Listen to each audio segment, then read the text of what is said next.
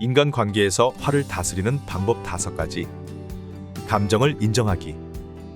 화를 다스리기 위해 가장 먼저 해야 할 일은 감정을 인정하는 것입니다.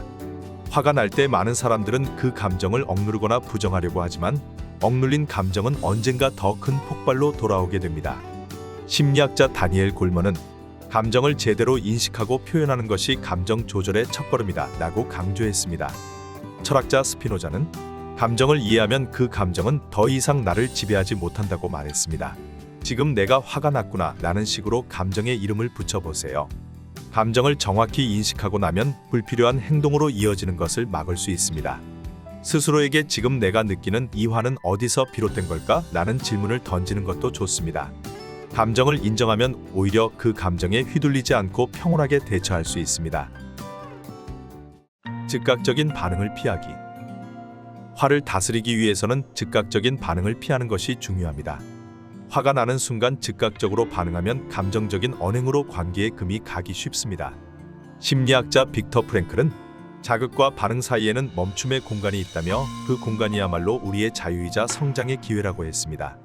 철학자 에픽테토스는 화는 사건 자체가 아닌 사건에 대한 나의 해석에서 비롯된다고 말했습니다. 화가 치밀어 오를 때는 즉각적인 반응 대신 몇 초간 깊은 호흡을 해보세요. 숨을 깊게 들이쉬고 천천히 내쉬는 간단한 행동만으로도 심박수가 낮아지고 냉정함을 되찾을 수 있습니다. 이 짧은 멈춤은 더 나은 대응을 할 수 있는 시간을 제공합니다. 상대의 입장에서 상황을 바라보기. 화를 다스리는 데 있어 중요한 방법 중 하나는 상대의 입장을 이해하려는 태도입니다. 화가 나는 이유는 종종 상대방이 나의 기대와 다르게 행동하거나 나를 무시한다고 느낄 때 발생합니다. 그러나 상대방도 자신만의 이유와 사정이 있을 수 있습니다. 심리학자 칼 로저스는 진정한 공감은 상대의 관점에서 상황을 바라보는 것이라고 설명했습니다. 철학자 공자는 타인의 입장에서 생각하라. 그것이 조화를 이루는 길이다 라고 했습니다. 상대방의 의도나 상황을 이해하려는 시도는 화를 가라앉히고 갈등을 해결하는 데 도움이 됩니다. 상대의 입장에서 한 번 더 생각해보면 그들이 했던 행동이 반드시 나를 공격하기 위한 것이 아님을 깨닫게 될 수도 있습니다. 부정적인 감정의 출구 만들기. 화가 쌓일 때 이를 적절히 해소하지 않으면 감정이 내면에 억눌려 스트레스와 불안으로 이어질 수 있습니다. 심리학자 페네 베이커는 감정을 글이나 말로 표현하는 것은 마음의 부담을 덜어주는 효과가 있다고 밝혔습니다. 일기 쓰기나 신뢰할 수 있는 사람과 대화를 통해 감정을 정리해보세요. 철학자 루소는 마음속의 분노는 언어로 표현될 때 비로소 힘을 잃는다고 했습니다. 화가 났을 때 상대방에게 바로 말하기보다는 차분히 내 감정을 적어보거나 혼자 소리내어 정리해보세요. 이는 내 감정을 객관적으로 바라볼 수 있는 기회를 제공합니다. 단어로 감정을 설명하는 과정에서 처음에 격한 감정이 차분하게 가라앉게 됩니다. 모든 문제를 해결하려 하지 않고 내려놓기.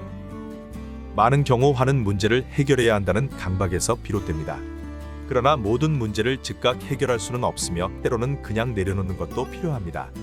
심리학자 마이클 싱어는 삶의 많은 갈등은 통제하고자 하는 집착에서 발생한다며 내려놓는 법을 배우는 것이 중요하다고 했습니다. 철학자 노자는 물은 그저 흐르기 때문에 강하지만 어떠한 억지도 필요로 하지 않는다고 했습니다. 관계에서도 불필요한 갈등을 억지로 해결하려 하기보다는 이 문제를 지금 내려놓아도 괜찮을까라는 질문을 스스로에게 던져보세요. 내려놓음은 포기가 아니라 관계와 상황을 더 큰 틀에서 바라볼 수 있는 여유를 줍니다. 인간관계에서 화를 다스리는 것은 단순히 참는 것이 아니라 스스로를 이해하고 상황을 객관적으로 바라보는 능력을 기르는 과정입니다. 감정을 인정하고 반응하기 전에 멈추며 상대의 입장에서 이해하려는 태도를 통해 불필요한 갈등을 피할 수 있습니다. 또한 감정을 해소할 출구를 만들고 모든 문제를 내려놓는 연습을 통해 마음의 평화를 찾을 수 있습니다.